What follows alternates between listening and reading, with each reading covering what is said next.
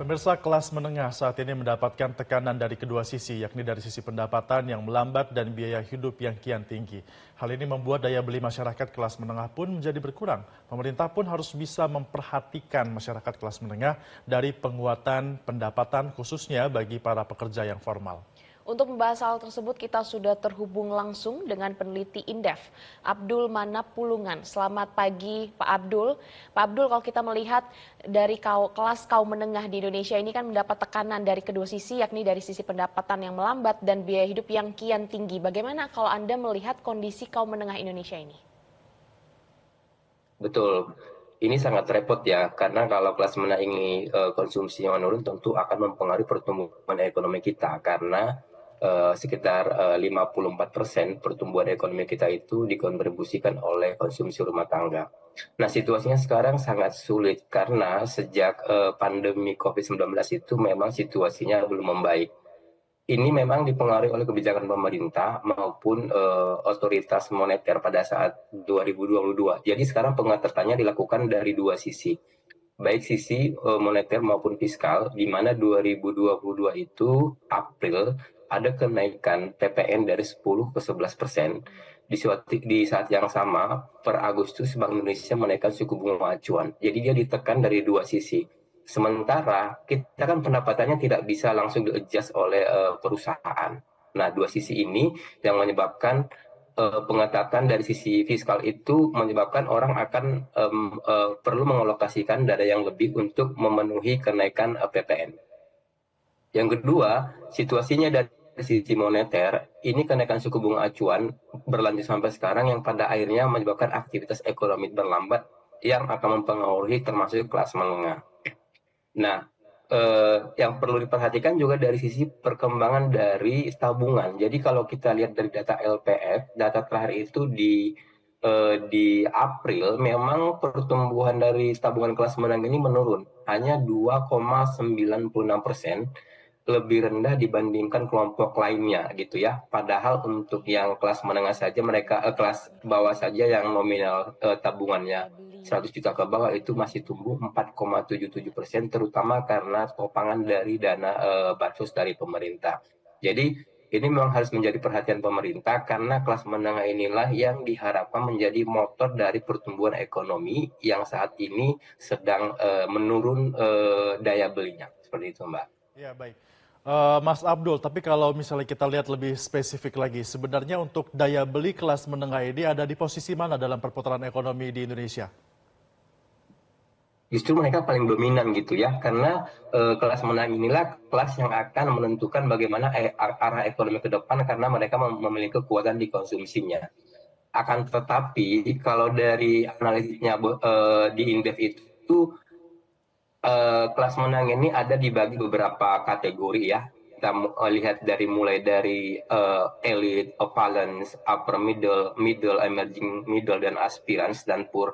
Ternyata di Indonesia itu paling banyak adalah yang middle ke bawah. Di mana middle ke bawah ini akan sangat rentan keluar dari kelompok kelas menengah ketika terjadi shock, khususnya dari kenaikan harga-harga barang kebutuhan pokok. Nah, ketika mereka keluar dari kelompok ini, maka mereka akan sulit kembali ke kelas menengah ini. Nah, pendapatan untuk yang middle ini minimal sekitar pengeluarannya adalah 2 juta sampai 3 juta per bulan. Nah, inilah kelompok yang paling banyak di Indonesia. Dengan berbagai kelompok ini, maka mereka akan keluar dan tidak bisa lagi Ya. terhadap konsumsi rumah tangga sebagai faktor utama dalam mendukung ekonomi.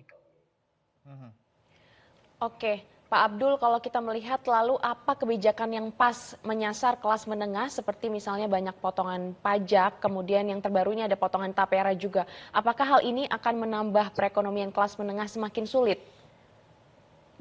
Iya, betul. Jadi kan poin saya adalah kalau bisa jangan diganggu-ganggu dulu nih ekonomi kelas menengah gitu ya, karena terlalu banyak situasi yang membebani kelas menengah ini, mulai dari tapera, terus nanti kan PPN walaupun memang tidak dibatasi akan mengenai kelas menengah, tapi secara tidak langsung yang disasar adalah kelas menengah.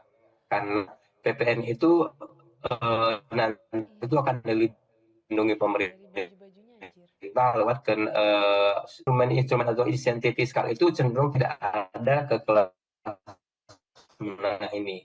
Sementara kelas atas itu dikasih yang cukup tinggi, misalnya insentif pembelian ini, pembelian barang mewah, tapi kelas menengah ini dibiarkan sendiri gitu. Saya khawatir jangan kita ini pengen tumbuh nih menjadi negara maju di 2045 gitu. Kalau tidak ada fondasi, kekuatan di kelas menengah ini akan sulit untuk memanfaatkan bonus demografi gitu ya.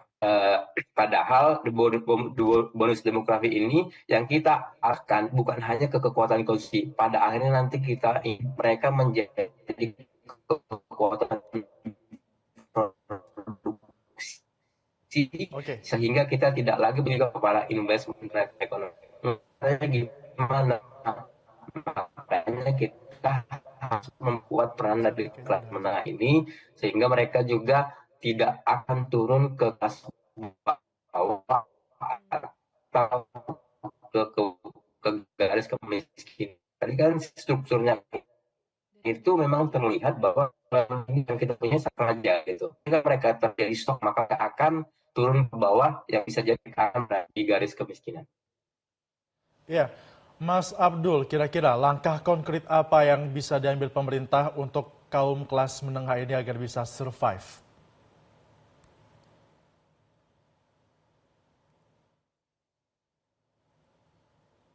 Baik.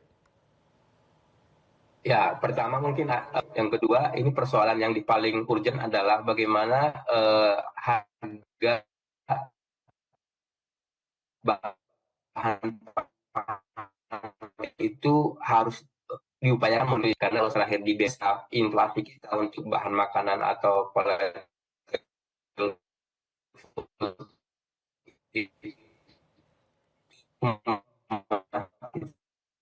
sangat tinggi di 8,4.